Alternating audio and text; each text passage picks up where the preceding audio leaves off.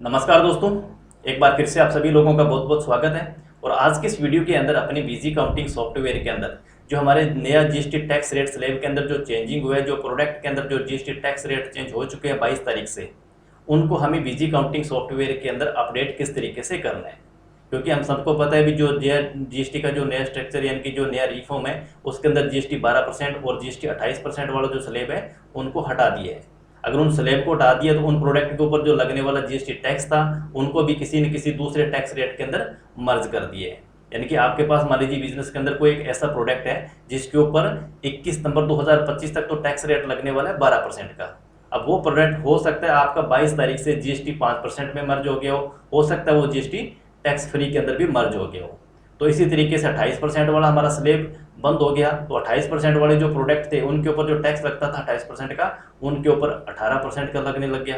और जो हमारे 18% वाले प्रोडक्ट थे, अब उनमें से कुछ प्रोडक्ट ऐसे भी हैं जिनके ऊपर टैक्स रेट आज भी 18% का है और 22 तारीख के बाद भी 18% ही रहने वाला है। लेकिन कुछ प्रोडक्ट ऐसे भी होंगे जिनको 18% से 5% टैक्स रेट स्लैब में मर्ज कर दिया हो या टैक्स फ्री के अंदर मर्ज कर दिया हो। तो अब ये जो हमारा प्रोडक्ट वाइज जो टैक्स रेट का जो उथल पुथल हुआ है, तो अब होने हमें 22 तारीख से अब नई इन्वॉइसिंग जो करनी है नए टैक्स रेट के अकॉर्डिंग, तो अब उनके अंदर हम तभी कर पाएंगे जब इन सभी प्रोडक्ट के ऊपर अपने टैक्स रेट को प्रॉपर सही तरीके से अप्लाई कर देंगे। अगर आप अपने बिजनेस की अकाउंटिंग के लिए आप बीजी अकाउंटिंग सॉफ्टवेयर का यूज़ करते हो तो इस वीडियो का पूरा एंड तक देखना, ताकि आपको पता चल सके भी हमें प्रोडक्ट वाइज किस तरीके से जो नया टैक्स रेट स्लैब जो चेंज हुआ है उसी के अकॉर्डिंग उनके ऊपर अप्लाई करें। वीडियो पसंद आए तो आप लाइक जरूर कर देना, ज़्यादा से ज़्यादा इस वीडियो को शेयर भी कर देना, और इसी टाइप की नई नई वीडियो को देखने के लिए हमारे चैनल को भी आप सब्सक्राइब कर सकते हैं। तो सबसे पहले एग्जाम्पल को समझने के लिए आपको मैं जो हमारे बिजनेस के अंदर जो हमने प्रोडक्ट बना रखे हैं उसको आपको मैं दिखा देता हूँ। मास्टर पर जाएंगे, आइटम पर जाएंगे, लिस्ट पर जाएंगे और मैं ऑल आइटम आपको दिखा देता हूँ और इनकी टैक्स कैटेगरी को अपने यस कर लेते हैं। अब देखो मैंने यहाँ पर एग्जांपल के लिए कुछ यहाँ पर प्रोडक्ट मैंने बना रखे हैं, ठीक है। और ये प्रोडक्ट हमारे इस टैक्स कैटेगरी के अंदर अभी तक यानी कि 21 नवंबर 2025 तक इनके ऊपर ये टैक्स है जो एप्लीकेबल रहने वाला है। अब मान लीजिए जैसे ये 12% के प्रोडक्ट है, अब ये 12% वाला हो सकता है जीएसटी 5% में भी चला गया हो और हो सकता है ये जीएसटी 12% वाला टैक्स फ्री के अंदर चला गया हो। इसी तरीके से जो 18% वाला प्रोडक्ट है हो सकता है ये वाला 18 वाला प्रोडक्ट 18 में रह गया हो सकता है 18 वाला 5 में चला गया हो सकता है 18% वाला टैक्स फ्री के अंदर चला गया। ठीक है, अब यहाँ पर आपके बिजनेस के अकॉर्डिंग दो सिनेरियो से अपने इसको समझने वाले हैं कि पहला मान लीजिए आपके बिजनेस के अंदर आप 100% यानी कि 100% ही जीएसटी 12% वाले प्रोडक्ट आप यूज़ करते थे, ठीक है। लेकिन अब जो 12% वाले आपके बिजनेस के अंदर जो प्रोडक्ट हैं वो सारे के सारे 5% के अंदर मर्ज हो चुके हैं। तब आपको कोई ज़्यादा परेशानी नहीं है, ज़्यादा आपको मेहनत करने की जरूरत नहीं है, सिर्फ आप छोटे से ट्रिक के साथ ही सारे के सारे स्टॉक आइटम आप 5% के अंदर मर्ज कर दोगे। लेकिन मेहनत थोड़ी सी उन लोगों को करनी पड़ेगी जिनके जो प्रोडक्ट है, कुछ प्रोडक्ट सेम टैक्स रेट के अंदर रह गए होंगे, कुछ दूसरे टैक्स रेट के अंदर मर्ज हो गए। जैसे हमारे 12% वाला प्रोडक्ट है टैक्स फ्री हो गया हो, या 12 वाले में से कुछ प्रोडक्ट है जो 5% में चले गए होंगे। इसी तरीके से 18% वाले भी यही कहानी है कि कुछ प्रोडक्ट जीएसटी पहले भी 18% था और 22 तारीख के बाद में भी उनके ऊपर 18 है, लेकिन 18 वाले में से कुछ आइटमें आपकी 5% में मर्ज होगी, कुछ आपकी टैक्स फ्री टैक्स रेट के अंदर मर्ज होगी। तो वहाँ पर आपको थोड़ी सी अलग से मेहनत करनी पड़ेगी। हालांकि अभी जो बीजी सॉफ्टवेयर का जो रिलीज चल रहा है स्टेट जोन का 13.2 का चल रहा है, ठीक है।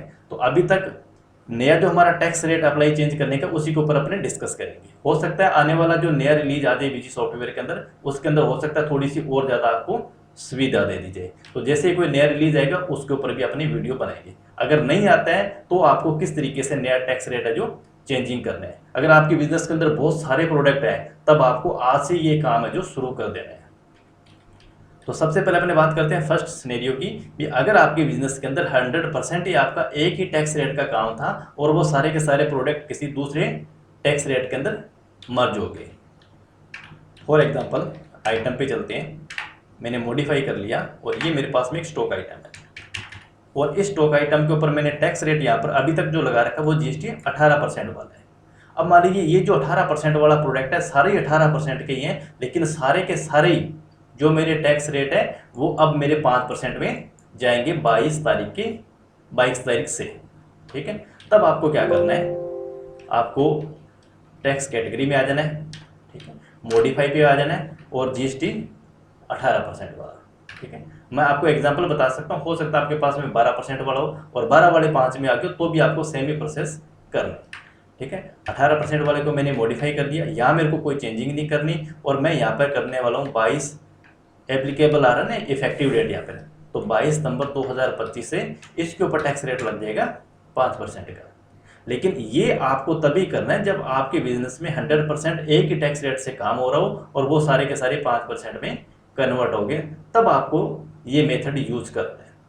अदरवाइज जैसे अपने बात करें भी कुछ टैक्स रेट 5 में चले गए, कुछ आपके टैक्स फ्री हो गए, तब आपको ये फॉर्मूला ये जो ट्रिक है ये काम आने वाली नहीं है।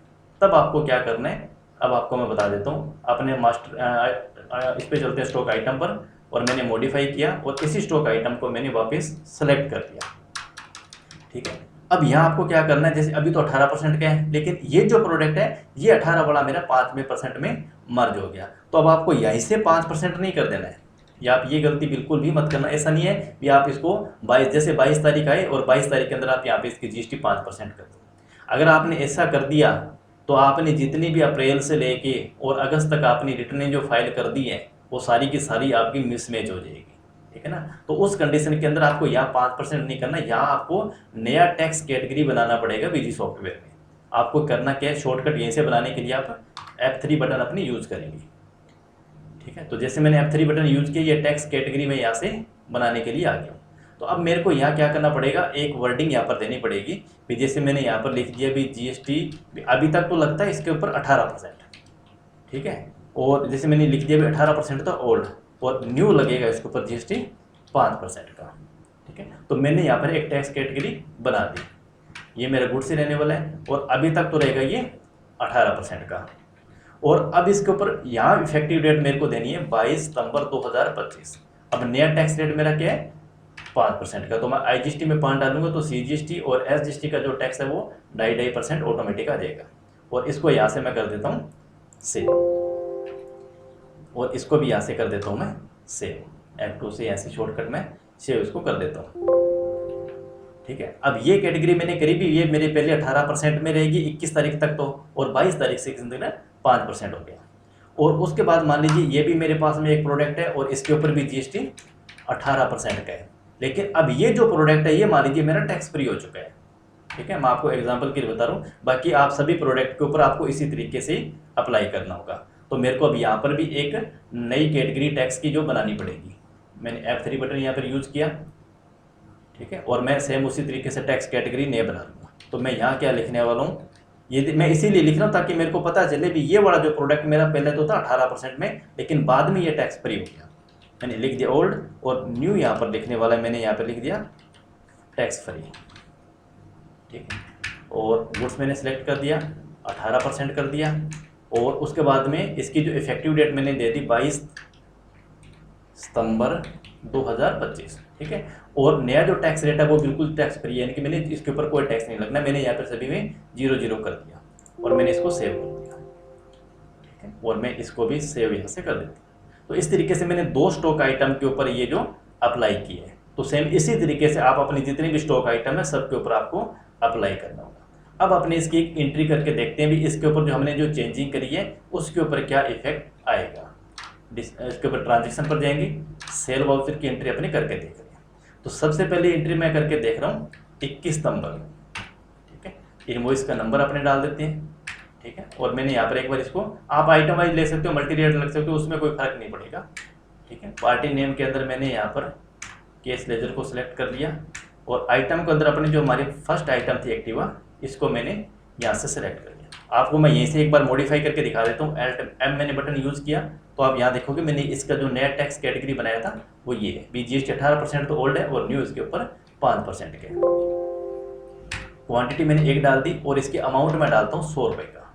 तो जैसे मैंने 100 रुपये डाला, आप देखोगे इसके ऊपर टैक्स लग गया 18 रुपये का, 9% का। ठीक है ना, ठीक है, और फाइनल अमाउंट बन गई इसकी 118 रुपये की, यानी कि 100 रुपये इसकी टैक्सेबल वैल्यू है, 18 रुपये इसका GST रेट 18% यहाँ पर लग रहा है, तो 118 रुपये बन गया। मैंने इसको ओके किया, और अमाउंट इसका इनवॉइस है जो 118 रुपये बन गया। इस वाउचर को भी मैं यहाँ से सेव कर देता हूँ। ठीक है, अब मान लीजिए ये तो था हमारा 21 तारीख का इनवॉइस। अब मैं इन्वॉइस बनाता हूँ इसी प्रोडक्ट का 22 तारीख को। मैंने 22 तारीख यहाँ डाल दी, इन्वॉइस नंबर मैंने यहाँ पे डाल दिया, पार्टी नेम है, कोई यहाँ पे पार्टी नेम के अंदर कोई फर्क नहीं पड़ेगा, आप जो भी इन्वॉइसिंग करोगे वही आपको रखना पड़ेगा। सेम वही फर्स्ट आइटम यहाँ पर मैं सेलेक्ट कर रहा हूँ, क्वांटिटी मैंने 1 डाल दी है, अमाउंट मैंने 100 रुपये डाल दी है।